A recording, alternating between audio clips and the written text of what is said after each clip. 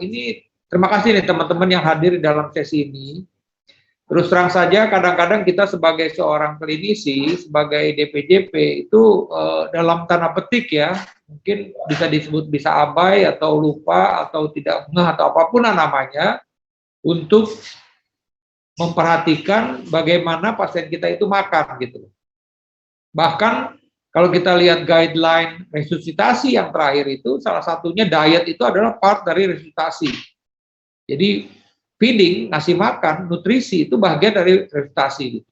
Jadi jangankan untuk dalam bagian dari pengobatan, untuk resusitasi pun nutrisi itu menjadi hal yang penting.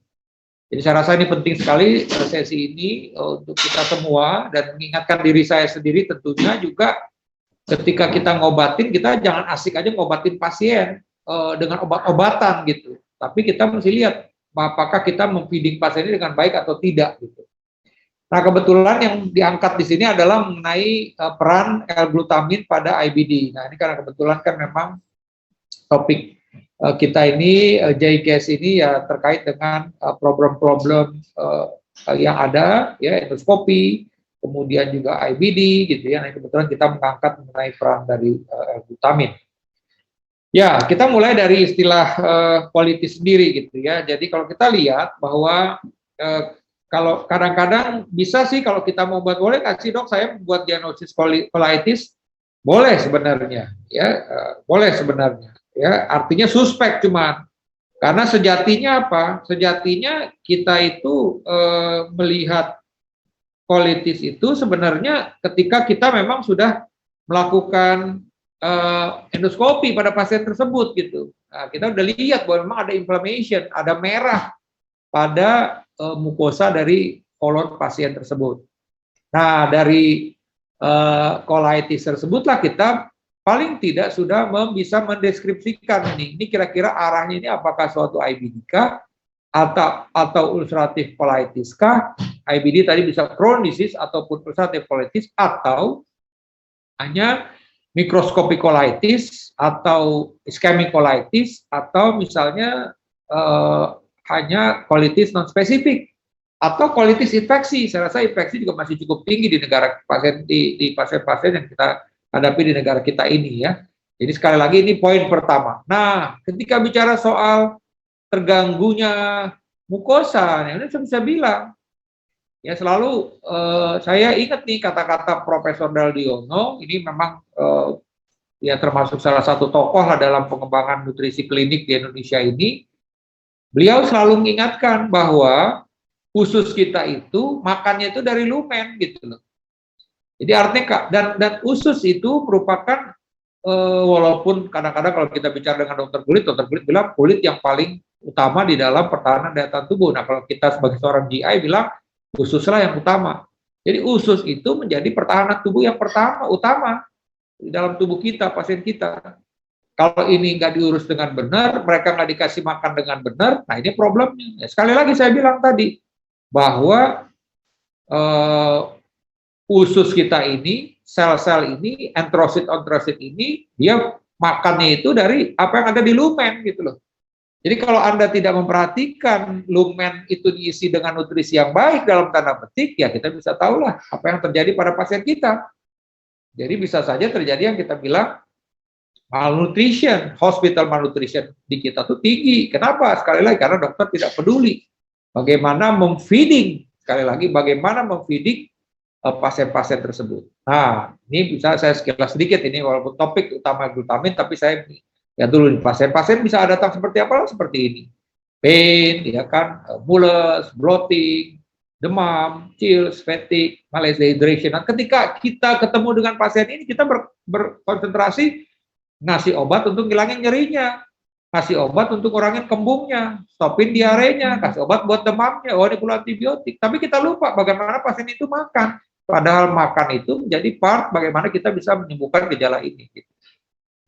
Ya, penyebabnya bisa macam-macam, infection, ya, loss of blood supply, ya, tadi ischemic, kemudian chronic disease IBD atau reaksi alergi. Nah, kita masuk ke IBD karena ini topik IBD. Ya, jadi bahwa ini memang ya, suatu penyakit kronis ya, dan angkanya juga makin lama makin meningkat di Indonesia ini. Memang ada hubungan genetik, tapi juga berhubungan dengan gaya hidup salah satunya gitu ya.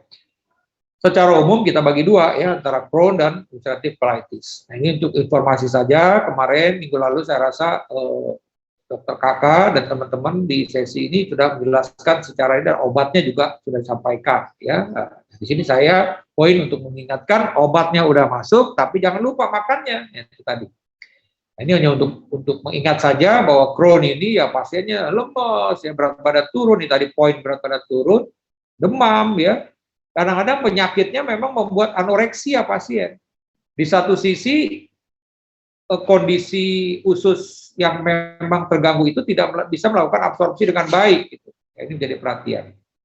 Ini gambaran kalau ini kronisis, kalau ini gambaran suatu ulcerative colitis. Ya. Bahkan bisa terjadi stenosis. Pasien bisa saja datang sebagai ileus obstruksi parsial misalnya. Ya. Nah, kita mulai nih. Nah, saya ingatkan tadi ini kasus IBD, obatnya kita udah benar, tapi makannya benar apa enggak gitu loh. Nah, ini ada hal yang kita angkat di sini adalah mengenai glutamin. Ya, sejatinya memang glutamin itu ada di dalam darah kita, ya dalam otot gitu ya, atau mungkin dalam kondisi free asam amino. Nah, ini memang mempunyai peranan yang cukup penting ya di dalam metabolisme energi. Ya, kemudian juga untuk sintesis peptide, non peptide ya. Glutathione dan neurotransmitter ya. Nah, beberapa hal kita mesti mengetahui bahwa memang glutamin ini sebagai alpha amino acid itu di sintesisnya dari glutamic acid, valin, isoleucine dan polar compound ya dalam grup amid tadi ya. Jadi masuk dari yang kita bilang non essential amino acid. Jadi diproduksi oleh tubuh kita juga sebenarnya ya, dan berkontribusi untuk detoksifikasi amonia dan juga untuk balance sistem asam basa. Dan kita tahu bahwa dia juga terlibat di dalam metabolisme sistem imun dan juga di dalam sel-sel kanker. Jadi ini hal yang mesti kita perhatikan, apa sih peranan dari glutamin tersebut di dalam tubuh ya. Nah, ini hubungannya nih, jadi memang jaringan itu menggunakan glutamin ya pada tingkat yang tinggi. Ya, usus sendiri menggunakan 30% dari total glutamin. Jadi menunjukkan bahwa nutrien ini merupakan nutrien yang penting untuk usus kita. Karena tadi itu, di 30% dari total glutamin itu digunakan oleh usus kita. Jadi kita harus perhatikan mengenai glutamin ini. Ya. Nah, kalau kita lihat di sini bagaimana peranan glutamin di dalam usus dan dampak juga untuk berbagai macam penyakitnya gitu ya. Jadi apa namanya? Ya kita bisa tahu di sini ya bahwa glutamin, asal glutamat, GSH, ya, efek protein, kemudian untuk growth factors ya untuk menghambat stres ya, stres, kemudian juga beberapa antiinflamasi begitu ya, ada peran antiinflamasi juga di sini nih secara seluler peran dari glutamin ini. Nah, bagaimana untuk klinis ya? Jadi memang pasien-pasien dengan Crohn disease ya ini disebutkan di sini bahwa memang mereka itu mempunyai kadar glutamin yang rendah.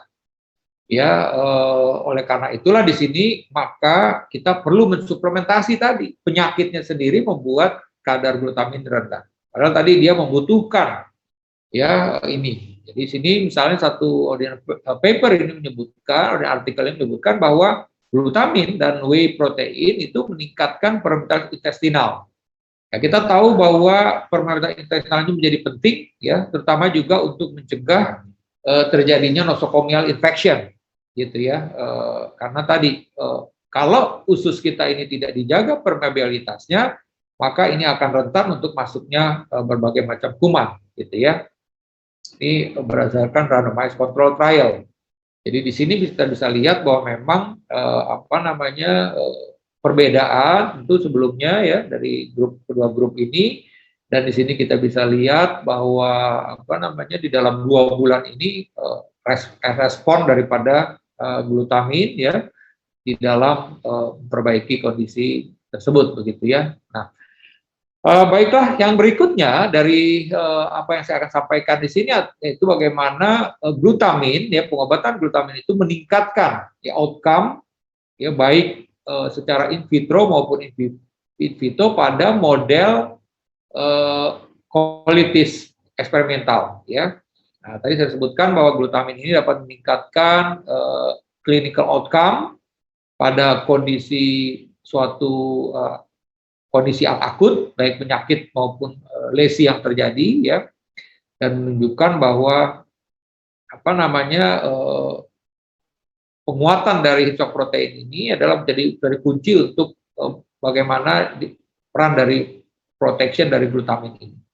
Jadi dari riset ini ya menunjukkan bahwa peran yang cukup signifikan dari glutamin, ya tentu di sini dalam setting animal ya, jadi eksperimental IBD. Nah, di sini kita bisa juga lihat bahwa glutamin juga mempunyai peran ya untuk memperbaiki suatu keadaan di mana dibuat suatu keadaan colitis gitu ya dibandingkan di sini dengan treatment group ya. Ini satu dengan glutamin kita bisa lihat bahwa di sini memang terjadi perbaikan yang signifikan. Nah, kemudian hal yang lain juga di sini bahwa ternyata juga glutamin, ini sekali lagi memang ini adalah studi-studi in vitro in vivo, ya kan? Satu hal yang menjadi kelemahan ya, atau dalam tanda petik lah yang kadang-kadang keterbatasan di dalam riset-riset klinik itu nutrisi itu ya dalam proses tersebut. Karena tadi ketika bicara soal healing itu banyak faktornya, gitu ya. Oleh karena itulah yang kalau untuk tersebut maka akan lebih nyata kalau ini di tingkat in vitro atau in vivo.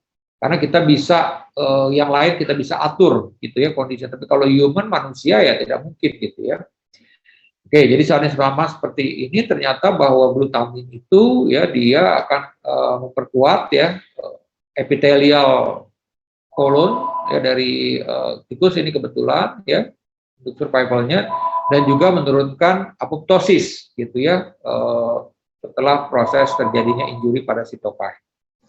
Nah, dalam keadaan normal ya glutamin cukup lah untuk tadi kebutuhan tadi ya, jadi consumption tadi untuk usus, ginjal ya, kemudian imun sistem seperti yang saya sebutkan tadi misalnya begitu ya. Nah, apabila memang terjadi sesuatu faktor stres maka glutamin pool ini menjadi berkurang.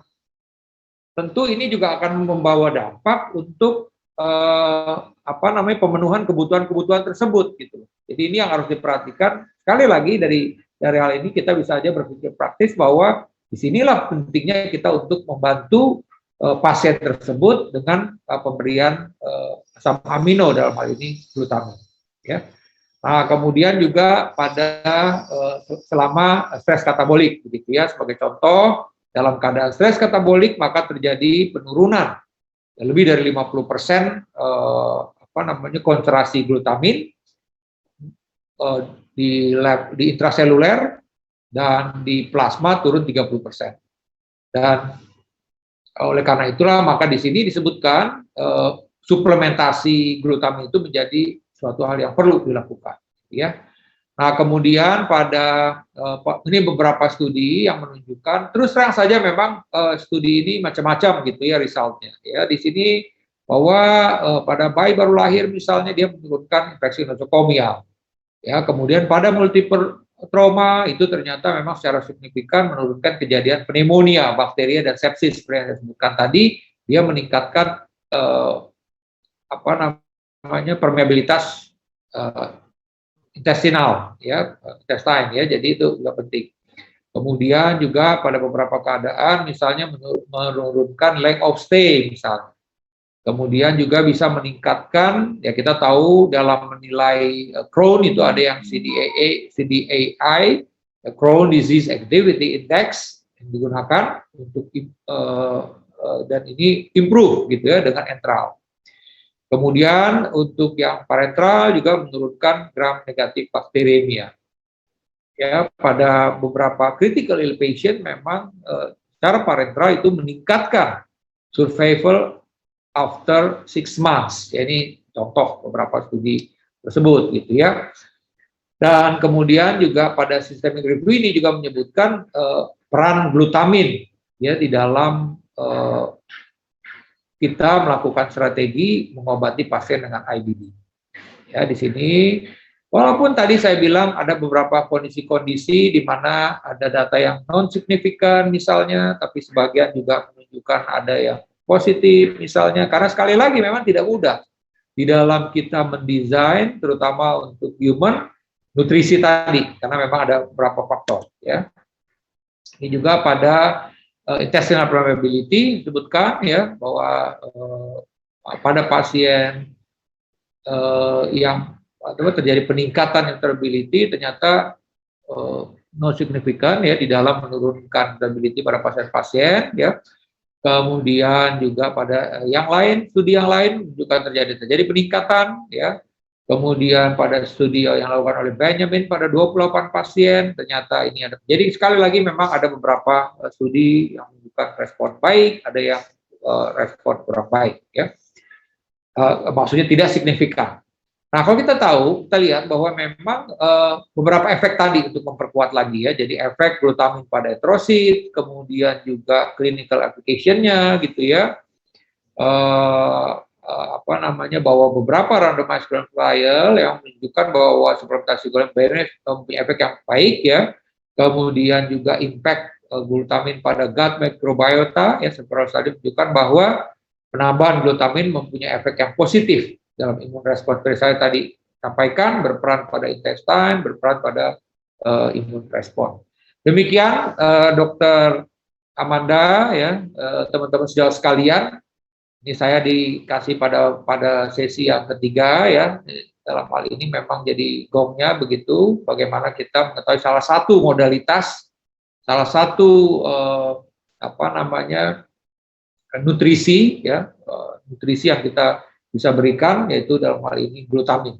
Ya, karena sekali lagi glutamin ini peran di dalam integritas jaringan, kemudian juga untuk proses peradangan dan juga proses apoptosis dan stres di tingkat seluler. Dan kita tahu bahwa memang salah satu yang akan terganggu ketika terjadi stres metabolik yaitu glutamin ya, dan ini juga itu membuat pasien bisa memburuk. Kadang-kadang kita lupa dalam mengobati pasien kita asik saja dengan obat, pasien padahal nutrisinya nggak baik dan akhirnya pengobatan yang kita berikan pun tidak menjadi optimal. Oleh karena itulah sekali lagi sampaikan ya bahwa karena tadi ada beberapa kontroversi, tapi sampai jauh ini glutamin pemberian pada tidak menyebabkan pasien bertambah buruk kondisinya ya. Walaupun tadi saya bilang ada beberapa hasil yang positif maupun yang negatif. Oleh karena itu sekali lagi ini diserahkanlah kepada teman-teman para klinisi dengan hasil-hasil seperti ini, teman-temanlah yang melihat apakah dengan pemberian L-glutamin ini respon klinis pasien akan menjadi lebih baik, pasien juga menjadi lebih nutrisinya jadi lebih terjaga, ya. Oleh karena itulah dikembalikan lagi kepada teman-teman sejauh sekalian untuk mencoba untuk menggunakan suplementasi glutamin pada pasien-pasien IBD kita. Dan tentu kita juga berharap ada uji-uji klinik yang lebih besar lagi untuk melihat peran glutamin ini dari beberapa keadaan. Walaupun saya sampaikan pengalaman saya juga di dalam melakukan riset di bidang nutrisi ini, biasnya memang terlalu besar karena kita tidak mungkin men-setting pasien ini hanya seperti ini, walaupun itu sebenarnya bisa, tapi juga kesembuhan itu memang multifaktor. Ya, tapi sekali lagi jangan kita abai peran nutrisi dalam mengobati pasien ini. Baiklah, demikian Bapak Ibu sekalian, hanya mengingatkan saja saat ini memang sebagian besar kita dalam keadaan pandemi kasus meningkat. Sebagian dari teman-teman kita juga ada yang isolasi mandiri, dan kalau kita ingat ini juga mesti kita perhatikan makan ini tadi ya. Jadi kadang-kadang kita ini isoman tapi makannya malas, nah itu tadi itu makan juga harus jadi perhatian ketika kita, dan ingatkan pasien-pasien kita ketika mereka dalam keadaan isolasi mandiri. Lebih dan kurangnya saya mohon maaf. Assalamualaikum warahmatullahi wabarakatuh.